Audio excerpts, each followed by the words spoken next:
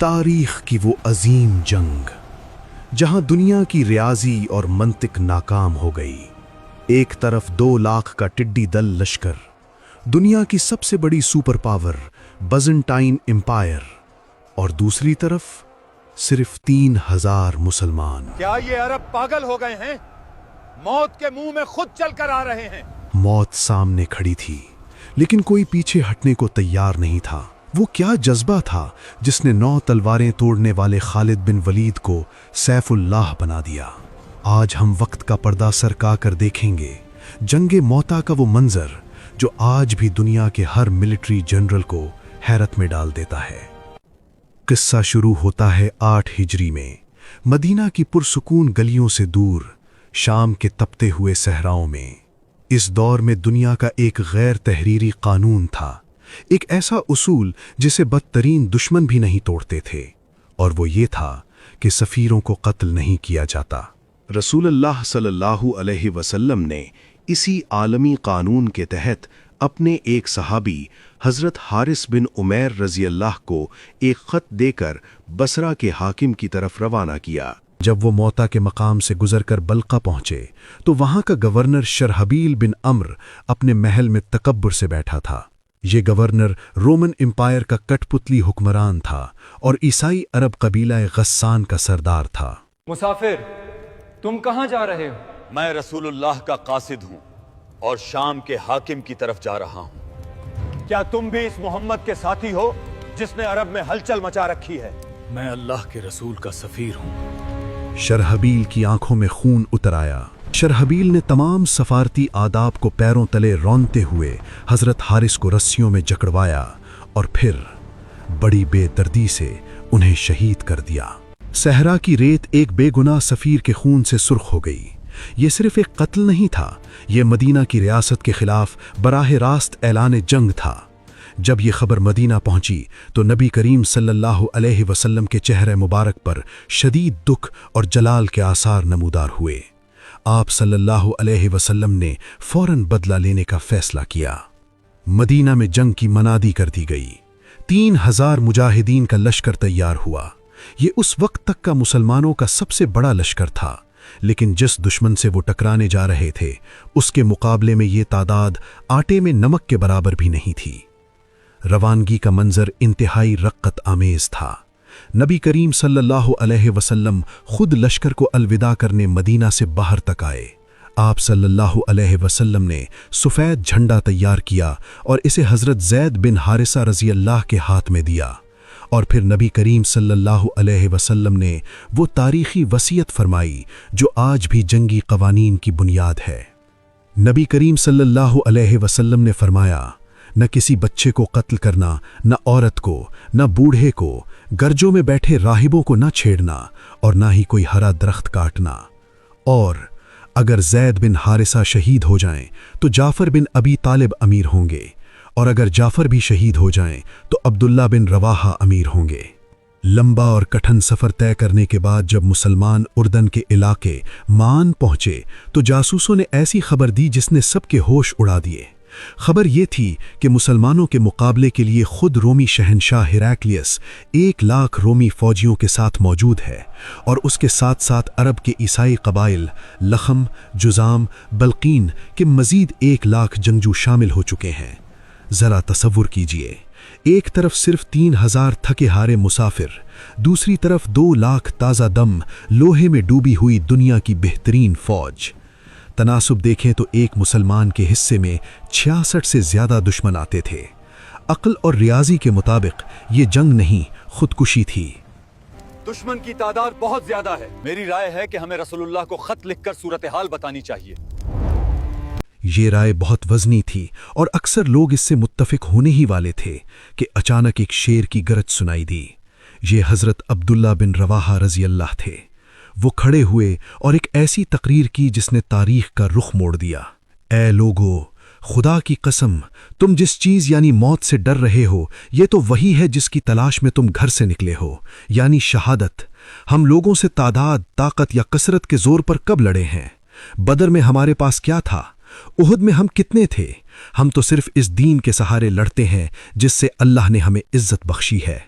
اٹھو اور آگے بڑھو، اللہ کی قسم دو میں سے ایک بھلائی تو ہمارا مقدر ہی ہے، یا تو ہمیں فتح ملے گی یا پھر شہادت۔ اس آواز نے سوئے ہوئے جذبوں کو جگا دیا، خوف کے بادل چھٹ گئے، فضا نعرہ تکبیر سے گونج اٹھی، اللہ اکبر۔ اب کسی کو پرواہ نہیں تھی کہ سامنے 2 لاکھ ہیں یا 20 لاکھ، موت کا ڈر ختم ہو چکا تھا۔ جنگ شروع ہوئی۔ یہ جنگ نہیں تھی، یہ ٹکراؤ تھا 2 مختلف نظریات کا۔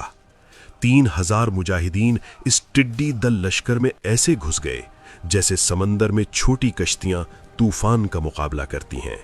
سب سے پہلے کمانڈر رسول اللہ کے منہ بولے بیٹے زید بن حارثہ رضی اللہ نے علم سنبھالا۔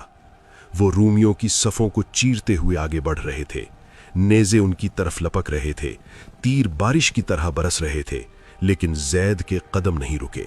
بالآخر دشمن کے درجنوں نیزے ان کے جسم میں پیوست ہو گئے اور وہ اللہ کے حضور جا پہنچے۔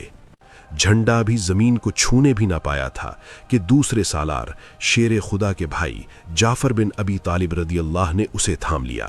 جعفر رضی اللہ اپنے گھوڑے سے کود پڑے اور دشمن کے گھیرے میں لڑنے لگے۔ یہ منظر تاریخ کبھی نہیں بھول سکتی۔ جعفر رضی اللہ دائیں ہاتھ میں جھنڈا لیے لڑ رہے تھے۔ ایک رومی نے وار کیا اور ان کا دایاں ہاتھ کٹ گیا۔ جھنڈا گرنے لگا تو انہوں نے فوراً اسے بائیں ہاتھ میں تھام لیا۔ پھر ایک اور وار ہوا، بایاں ہاتھ بھی جسم سے الگ ہو گیا، لیکن قربان جائیں اس عظمت پر، دونوں ہاتھ کٹنے کے باوجود انہوں نے جھنڈے کو گرنے نہیں دیا۔ انہوں نے اپنے کٹے ہوئے بازوؤں اور سینے کی مدد سے جھنڈے کو بھینچ لیا۔ جسم پر 90 سے زیادہ زخم کھانے کے بعد جعفر شہید ہو گئے، لیکن اللہ نے ان کی قربانی کو ضائع نہیں ہونے دیا۔ روایت میں آتا ہے کہ اللہ نے انہیں ان کٹے ہوئے بازوؤں کے بدلے جنت میں یاقوت کے 2 پر عطا کیے، جس سے وہ جہاں چاہتے ہیں اڑتے پھرتے ہیں۔ اسی لیے انہیں جعفر طیار یعنی اڑنے والا کہا جاتا ہے۔ ادھر میدان جنگ میں خون بہہ رہا تھا اور ادھر سینکڑوں میل دور مدینہ میں نبی کریم صلی اللہ علیہ وسلم کی آنکھوں سے آنسو بہہ رہے تھے۔ آپ صلی اللہ علیہ وسلم صحابہ کو بتا رہے تھے، زید نے جھنڈا لیا، وہ شہید ہو گئے۔ اب جعفر نے جھنڈا لیا، وہ بھی شہید ہو گئے۔ اب عبداللہ بن رواحہ نے جھنڈا اٹھایا ہے۔ تیسرے سالار عبداللہ بن رواحہ رضی اللہ تھے۔ انہوں نے اپنی تلوار نکالی اور رومی فوج کے سمندر میں کود پڑے۔ وہ بھی لڑتے لڑتے شہید ہو گئے۔ تینوں سالار جنہیں نبی کریم صلی اللہ علیہ وسلم نے نامزد کیا تھا، یکے بعد دیگرے شہید ہو چکے تھے۔ مسلمانوں میں افراتفری مچ گئی، جھنڈا زمین پر پڑا تھا اور رومی اسے روندنے کے لیے آگے بڑھ رہے تھے۔ اس نازک موڑ پر حضرت ثابت بن اقرم رضی اللہ نے جھنڈا اٹھایا اور پکار کر کہا، اے مسلمانوں، کسی ایک کو اپنا امیر بنا لو۔ وہ سیدھے خالد بن ولید کی طرف گئے۔ خالد نے کہا، میں یہ نہیں لے سکتا، تم بدر میں شریک تھے، تم مجھ سے بڑے ہو۔ ثابت نے کہا، خالد لے لو، خدا کی قسم تم جنگ کے فن کو ہم سب سے بہتر جانتے ہو۔ اگر تم نے کمان نہ سنبھالی تو آج شام تک کوئی مسلمان زندہ نہیں بچے گا۔ اور یوں اسلام کی تاریخ میں پہلی بار جنگ کی کمان خالد بن ولید کے ہاتھ میں آئی۔ یہ وہ لمحہ تھا جب نبی کریم صلی اللہ علیہ وسلم نے مدینہ میں فرمایا، اب جھنڈا اللہ کی تلواروں میں سے ایک تلوار نے تھام لیا ہے اور اب اللہ فتح دے گا۔ اسی دن انہوں نے انہیں سیف اللہ کا خطاب دیا۔ خالد بن ولید نے کمان سنبھالتے ہی جنگ کا نقشہ بدل دیا۔ وہ دفاع کے بجائے شدید حملے پر اتر آئے۔ وہ اس طرح لڑے کہ انسانی عقل دنگ رہ گئی۔ راوی کہتے ہیں کہ اس دن خالد کے ہاتھ میں 9 تلواریں ٹوٹیں۔ وہ ایک تلوار اٹھاتے، رومیوں کی زرہوں پر مارتے، تلوار ٹوٹ جاتی، وہ دوسری اٹھا لیتے۔ صرف ایک یمنی ساختہ تلوار ان کے ہاتھ میں باقی بچی۔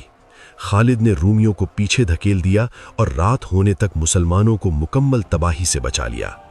رات چھا گئی، دونوں فوجیں اپنے کیمپوں میں واپس لوٹیں، لیکن خالد سوئے نہیں۔ وہ جانتے تھے کہ صبح ہوتے ہی 2 لاکھ کا لشکر پھر حملہ کرے گا اور اب 3000 مسلمان شاید ٹک نہ سکیں۔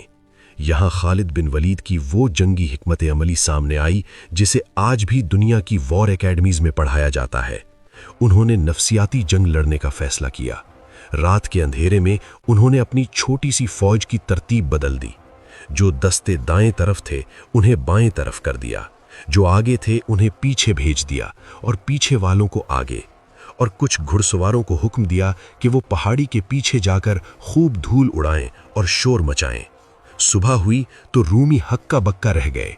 उन्हें वो चेहरे नजर नहीं आए जिनसे कल लड़ाई हुई थी। उन्होंने सोचा ये नए लोग हैं, जरूर मदीना से ताज़ा दम कुमक आ गई है और पीछे उड़ती हुई धूल बता रही है कि मजीद हजारों का लश्कर आ रहा है। रूमियों के दिलों में खौफ बैठ गया। वो 2 लाख होकर भी डर गए कि अगर हम आगे बढ़े तो ये ताज़ा दम मुसलमान हमें ख़त्म कर देंगे।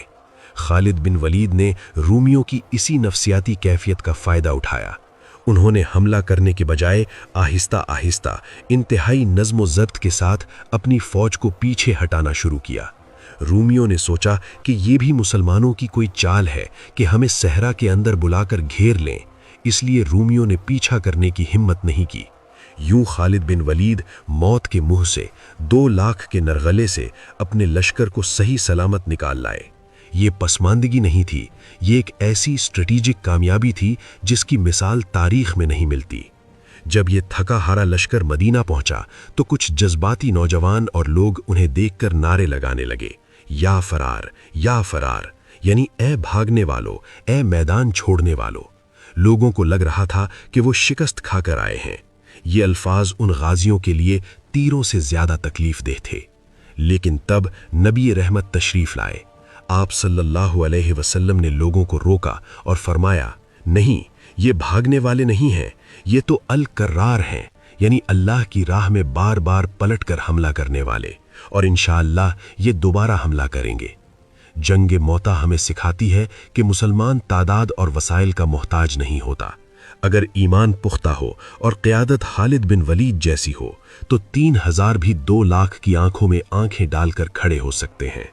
जाफर तैयार के कटे हुए बाजू और खालिद की टूटी हुई 9 तलवारें आज भी हमें पुकार रही हैं कि हक के लिए लड़ना पड़ता है, चाहे हालात कितने ही नामुमकिन क्यों ना हों।